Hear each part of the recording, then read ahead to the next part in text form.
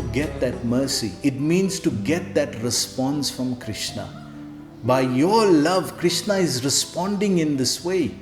It's bringing out a certain response behavior in the Supreme Lord by the depth of your love. And nobody else is able to do that like Mother Yashoda is. Just understand what is the depth of Mother Yashoda's love. Prabhupada goes on to say, therefore Maharaj Parikshit was surprised. That is why he's so surprised. He's thinking, how is this? Even Lakshmi, even Brahma, even Lord Shiva can't bring out this response in Krishna. And here's a simple gopi, milk lady, a cowherd lady from a pasturing community in Vrindavan. She's able to bring out this kind of love in the Lord.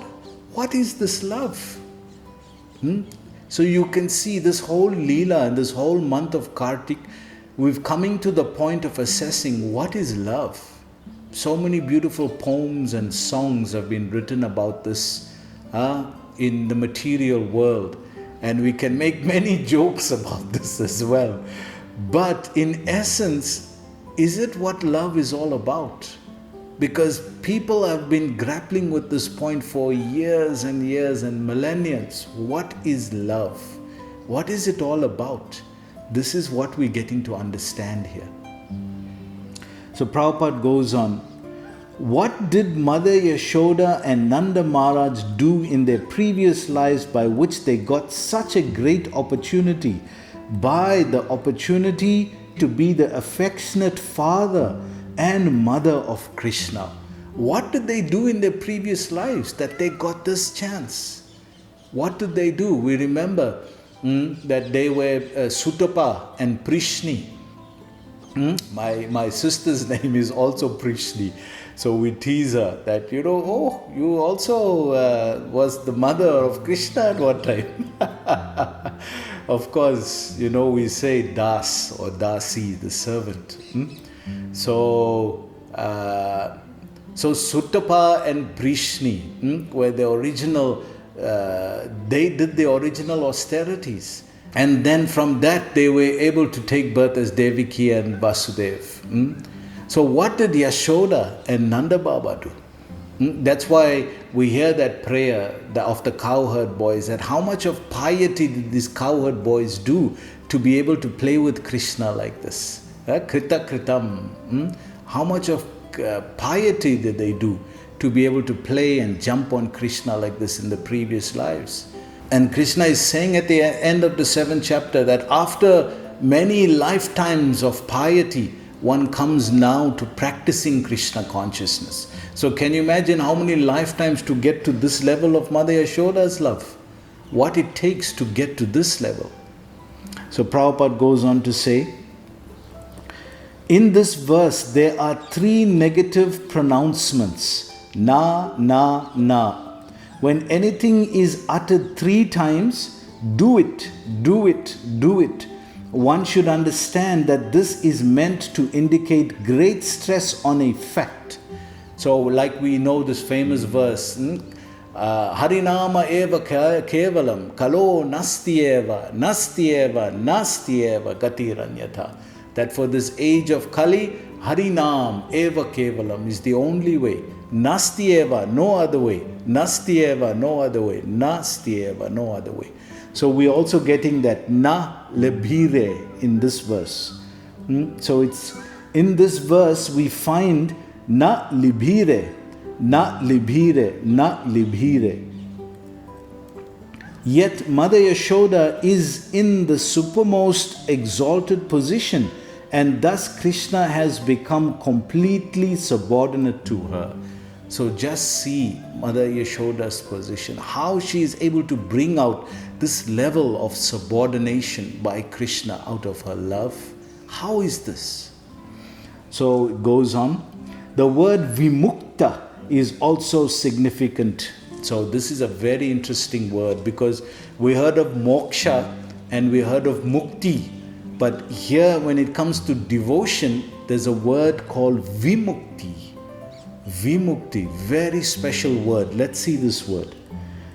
There are different types of liberation such as sayujya, such as Sayujya, Salokya, Sarupya, Shasti, and Samipya. So these are the 5 forms of liberation given in Chaitanya Charitamrita, Madhya Leela 6206. So Salokya means to go to the same planet as the Lord. Sarupya, take the same features as the Lord. Sayujya, merge with the Lord. These are all the different aspects of liberation that is awarded in the material world. But what is this transcendental liberation? Vimukti. Let's see. But Vimukti means, let's see what Prabhupada says. Special Mukti. You see that? Prabhupada says special Mukti. What is this?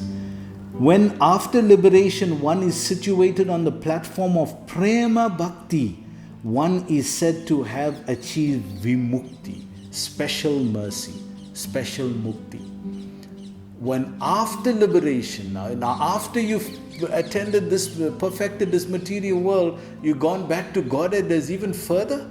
Yes, Vimukti. What is that? It is Prema, the love that one attains for Krishna. Vimukti.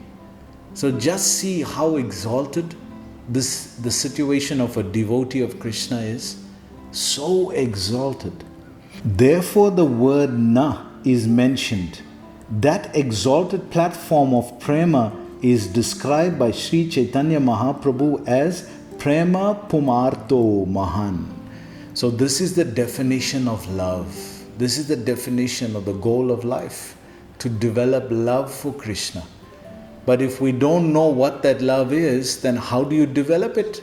If we think that love is what we sing in this material world, boy, girl, and friends, and mother, and child, and father, and child, and relatives, if we think that is love and that the love of God is the same, then it's very different. And that is what mundane religion has come to. The mainstream religions of the world today is teaching us the same thing, that better go to heaven, goal of life is to go to heaven. If goal of life is to go to heaven, heaven was created. According to the Bible, the Lord created the heaven and earth in 7 days, right? So He created heaven. So if He created heaven, where was He standing when He created heaven? So if the goal of life is to go to heaven, you're going to a place where God is not there, because it was a created place according to the authority of the Bible. So where do you want to go? So we have to come into contact with the proper information, the authorized scripture, and that can only be given by devotees that come in disciplic succession. Krishna is warning this as well. Evam parampara praptam imam raja sayo vidu sa kalena mahatas yoganasta parantapa. Arjun, you have to accept this knowledge in parampara. Evam parampara praptam. You have to take this from parampara knowledge. People may have their opinions, and that's fine. They may create their philosophies and their societies, and that's fine. But don't mislead people. You want to follow that philosophy, you go ahead, and you can lead yourself to where you take responsibility for your life. But when it comes to the masses of people who are innocent and who don't know and want to know the true way, want to know the real way, then don't mislead people. The people who genuinely want to know, there's the knowledge available. And once they come into contact with it, you can see it transforms their lives. They become that ambassador of love. They become the understanding of what is genuine love, not what we've been taught or made to believe by religions and different teachers. Vedic knowledge is the authorized knowledge. So if we're going to follow it, this is the goal. Prema Pumartha Mohan. Prema Pumartha. This is the goal. Prema. Nothing else. Once you focus on prema, everything else follows. I was hearing a nice example yesterday. One devotee was explaining that if you have the sun behind you, if Krishna is representing the sun, Krishna Surya Sama, Maya Hoy Antakar, it's described in Bhagavatam. If Krishna is the sun, Krishna is Surya Sama, then if he's behind you, then your shadow will be in front of you. And you'll always be chasing your shadow, chasing all the shadows of this material world.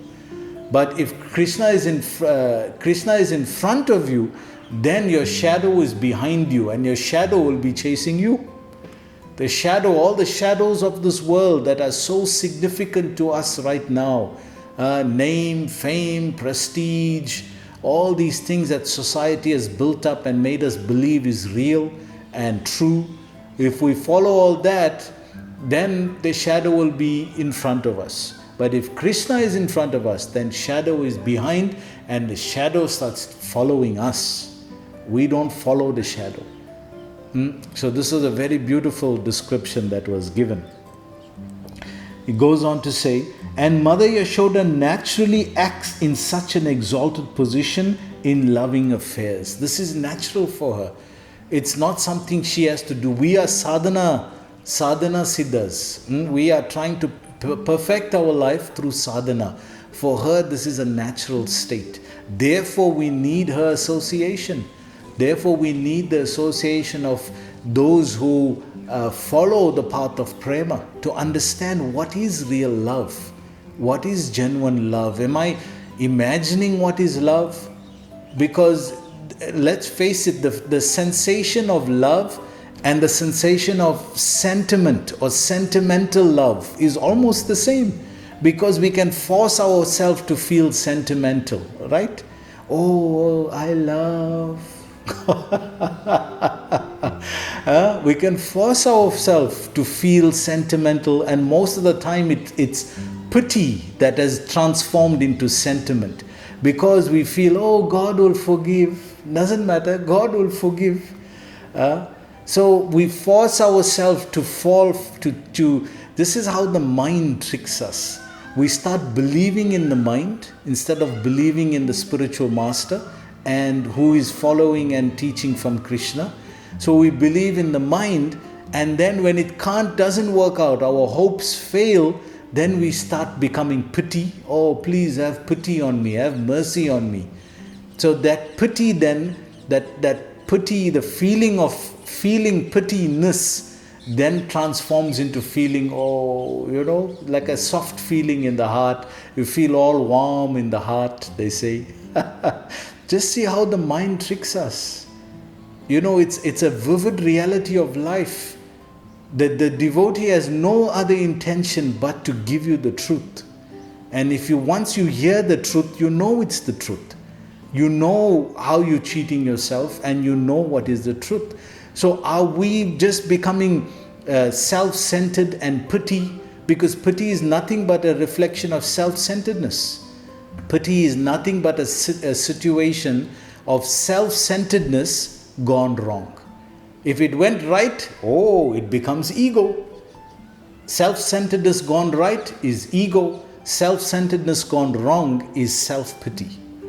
And then we dwell in that, because most of life, dukkhalayama shashvatam, Krishna is saying in Gita, this is a miserable place. So most of the time we experience misery, so we might as well transform that pity into self-pity and feel good about it. This is the reality of life, devotees. I'm sorry it's so hard, but if you really want to understand love, we're nowhere near love. We just dwell in our own self-pity and we cheat ourselves. It's not to criticize anyone.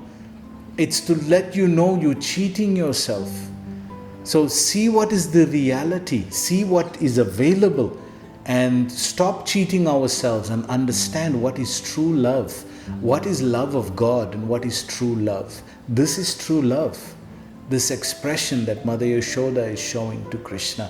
And what is transforming Krishna to behave as a frightened child.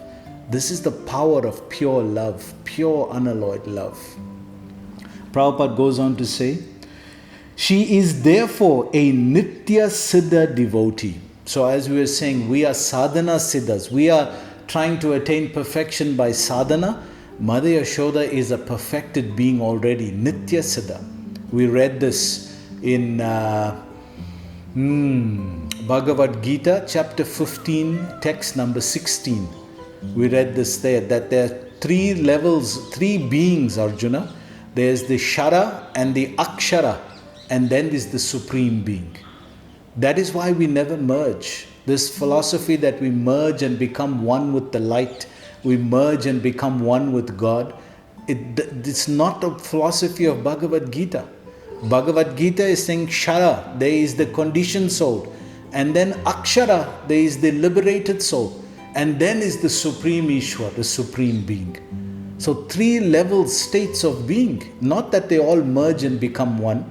That is not the philosophy of Bhagavad Gita. So it's saying there's Shara and then there's Akshara. So the conditioned beings are us, and we attain our perfection by going through the path of sadhana siddha.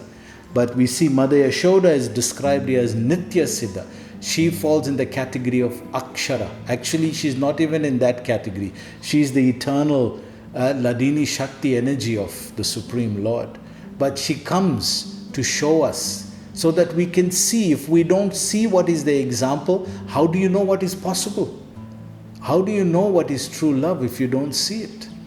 So Krishna, by his kindness, brings all those devotees from Golok Vrindavan to this Bhoma Vrindavan, does pastimes. That's why he's saying, Janma karma cha me divyam evam yo veti tattvataha. You try to understand in tattvataha, in philosophically, try to understand my birth and activities, not just by hearing some stories.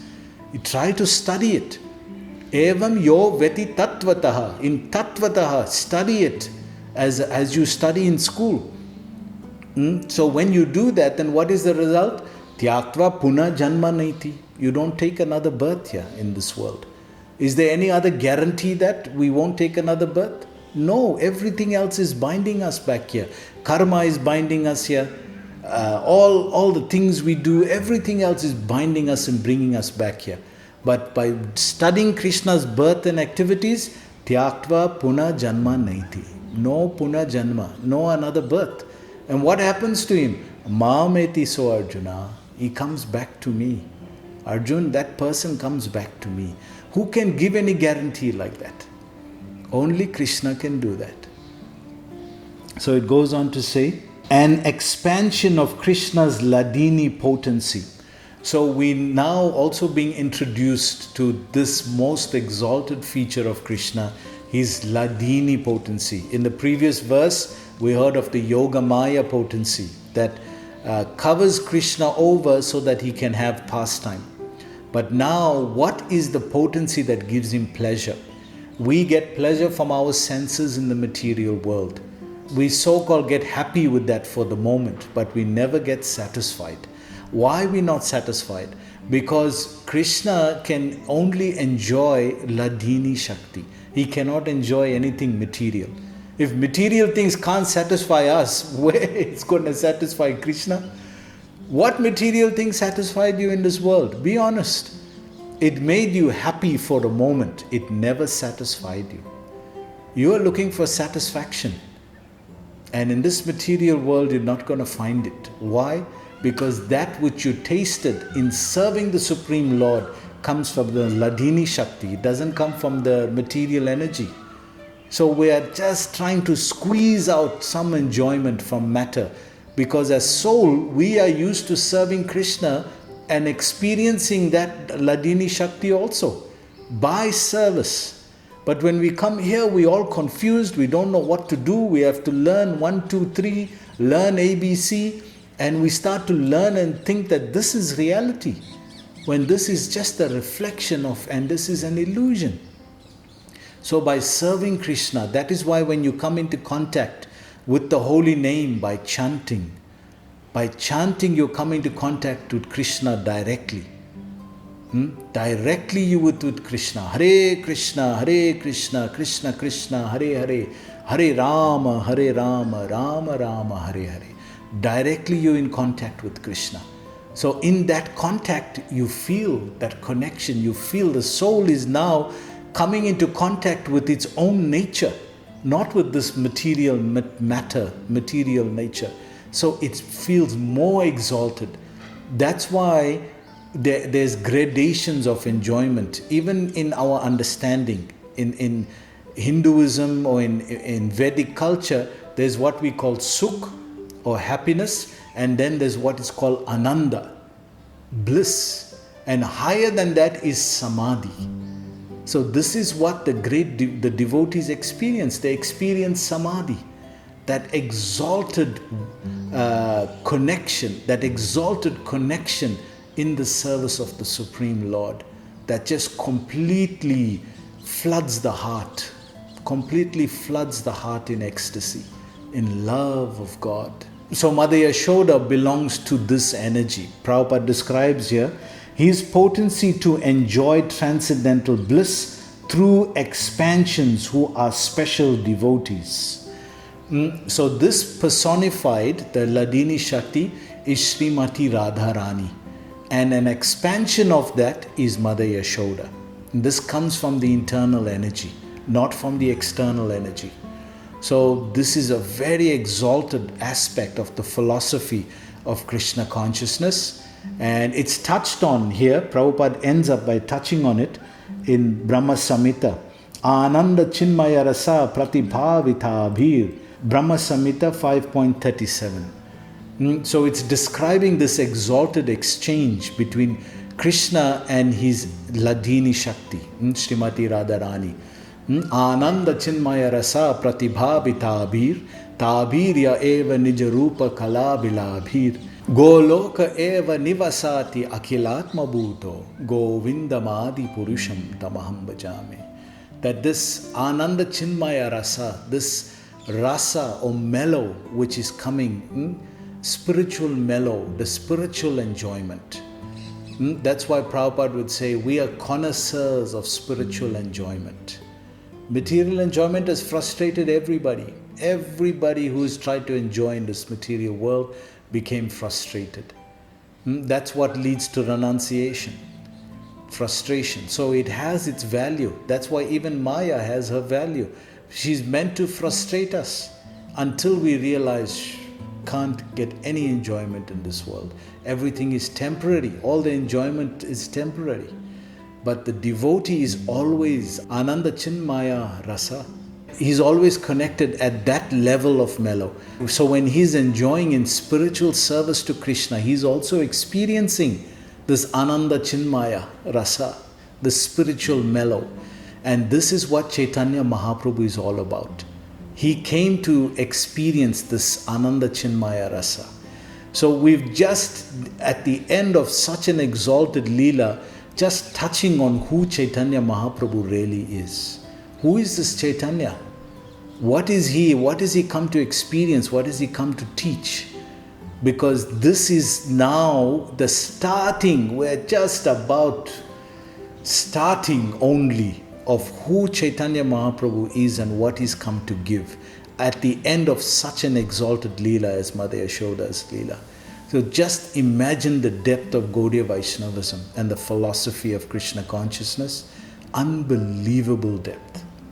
So Prabhupada ends by saying, such devotees are not sadhana siddha. So we can see she didn't do sadhana to get this. This is naturally part of her nature. And she's an exalted, eternal associate of Krishna as his mother. So very, very exalted devotees we're hearing about, very inspiring, and putting all this together, the journey we've come on to try to understand what is love in the past. Today is 24th day. In the past month, today is the 24th day of the Kartika month. We just have 6 days to go, and we just about touched on this exalted nature of prema, of love, in studying the love that Mother Yashoda has and touching on Ananda Chinmaya Rasa, that which Lord Chaitanya has come to give this whole world. So it's very exalted, very high philosophy, very, very amazing understanding of what is love and what is pure spiritual love and how the soul can really be happy in this world. And that is what we all are striving to feel and experience. So I hope you enjoyed today's class. Please join us again tomorrow. Hare Krishna.